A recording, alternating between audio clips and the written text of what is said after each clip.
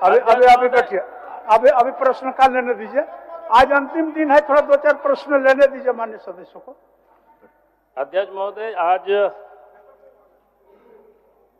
ये सत्र आज समाप्त हो गया। कोई एक महत्वपूर्ण बिंदु है, इसलिए मैं रख देना चाहता हूं, इसलिए थोड़ा सा आप हमको समय देना होगा।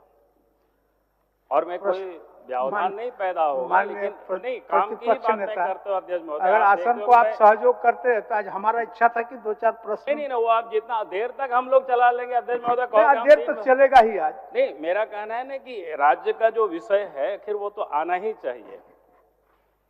पहले तो एक बात कहूंगा कि जो अखबार में छापा अभी आपको दिखाया, मंत्री और विधायक के बीच में जो संवाद हुआ, ये बड़ा गंभीर मामला है अध्यक्ष महोदय।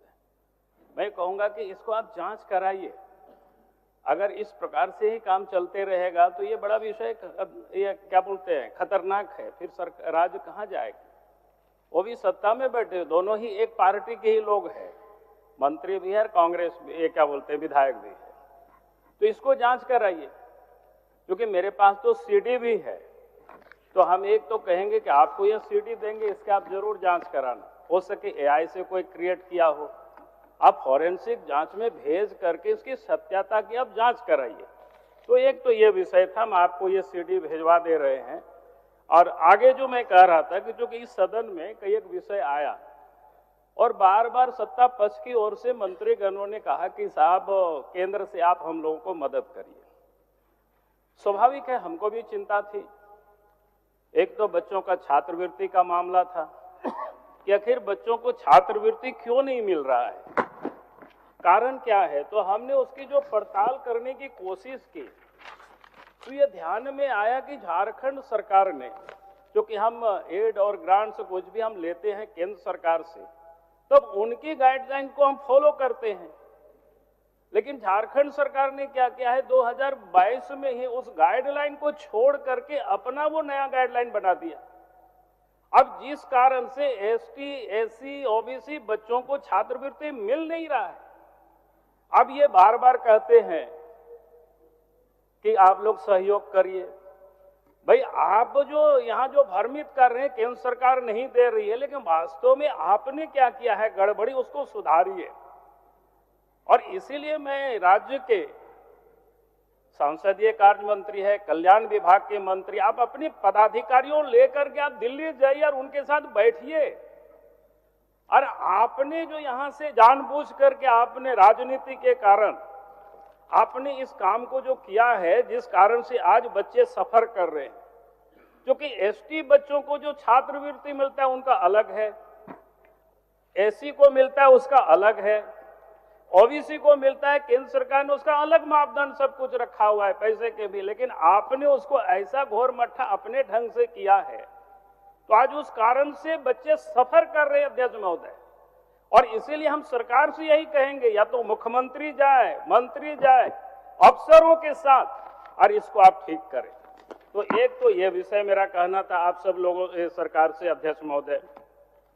हो गया? नहीं, अभी हुआ नहीं अध्यक्ष महोदय। दूसरा, अब ये विधानसभा में नहीं रखेंगे तो अध्यक्ष महोदय कहां रखेंगे? आपका अरे सत्ता पक्ष से बार बार आया था आप सहयोग करिए, तो मैं सहयोग ही कर रहा हूं इन लोगों को। और इसीलिए मैं कह रहा हूं अध्यक्ष महोदय, आप 2-2 वित्तीय वर्ष से ये जो क्या कहते हैं 15वीं बीत का पैसा नहीं मिला है।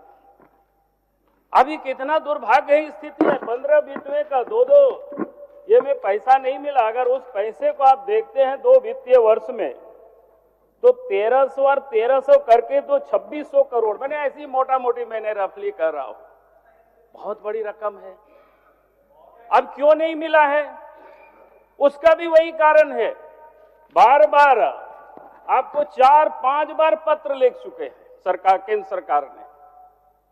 अब पिछले जो खर्च हुआ उसकी आपका जो लेखा जोखा होता है पटल पर रखने के, वो सब भी आप किए नहीं। तो इसलिए मैं कृषि क्या कहते हैं ग्रामीण विकास मंत्री यहां बैठी हुई है, हम कहेंगे कि मंत्री जी आप अपनी अफसरों को लेकर के भारत सरकार के मंत्रालय में जाइए, मैं आपको मदद कर दूंगा। लेकिन जो नॉर्म्स भारत सरकार की है उसको तो आपको फुलफिल करना पड़ेगा। मैं चूंकि यहाँ नहीं पढ़ रहा हूँ बहुत सारे, मैं सीधे संक्षिप्त में, क्योंकि अध्यक्ष जी का अभी समाप्त नहीं हुआ अध्यक्ष महोदय विषय, अगर आप यहाँ भी नहीं करें, पंचायत में लोग, मुखिया लोग सब जगह जाते हैं, बोलते हैं कि साहब पैसा नहीं आया 15वें बीत का, आप लोग विधानसभा में बोलते नहीं है। हमने मुखिया लोगों को आश्वस्त किया कि मैं आपके लिए आवाज उठाऊंगा, लेकिन हम पहले अपने आप को मजबूत होना चाहते थे, केंद्र से भी हम पता कर लेना चाहते थे कि मामला कहां अटका हुआ है। तो अब ये इसलिए मैंने अब अध्यक्ष महोदय, आप उत्तर देना, कोई दिक्कत नहीं है, मैं तो सुनने के लिए हूं। ये तो आपका विषय था। उसके बाद में एक मामला है भ्रष्टाचार से जुड़ा हुआ, ये कृषि विभाग का है। अभी धान की खरीदारी हो रही है, लेकिन धान की खरीदारी में किस प्रकार से गड़बड़ी होता है अध्यक्ष महोदय। गुमला जिला में डीसी ने एक जांच कमीशन बैठाया, जांच के बाद उन्होंने दोषी पाया गया, और दोषी पाया गया तो उसमें कमेटी ने वो रिपोर्ट साफ साफ दे दिया। उन्होंने बता दिया कि भाई इस पर आप कार्रवाई करिए, लेकिन अब तक कुछ नहीं हुआ। फिर वही सारे अफसर, वही सारे कर्मचारी, मैं लास्ट में सुना देता हूं अध्यक्ष महोदय। ठीक, अब प्रश्न लेना चाहिए माननीय नेता प्रतिपक्ष। ऑपरेटर है सोनू कुमार वर्मा, उन्होंने 2 पालकोट में, क्योंकि वो कंप्यूटर ऑपरेटर है गुमला जिला का, अध्यक्ष महोदय गड़बड़ करते हैं अध्यक्ष महोदय। अध्यक्ष महोदय, इसको जांच कराना चाहिए। कागज अध्यक्ष महोदय, कागज भेजवा मैं आसन से ही जानना चाहता हूं कि क्या नेता प्रतिपक्ष जो अनुपूरक बजट पर सरकार का उत्तर हुआ था, उस उत्तर के संदर्भ में आप प्रति प्रश्न कर रहे हैं सरकार से? ये अवसर नहीं है। आपको बोलना था तो आप उसी दिन बोले होते महोदय। प्रश्नकाल चल रहा है, प्रश्नकाल चलने दीजिए। और जहां तक सवाल है, हमारे सरकार के एक मंत्री, स्वास्थ्य मंत्री जी और हमारे दल के एक विधायक के बीच में जो बातें हुई, ये स्थल था कांग्रेस पार्टी ऑफिस। पार्टी एक संगठन है, ये पार्टी के अंदर का मामला है, जिसे हमारे पार्टी के वरिष्ठ अधिकारी देख रहे हैं इसको।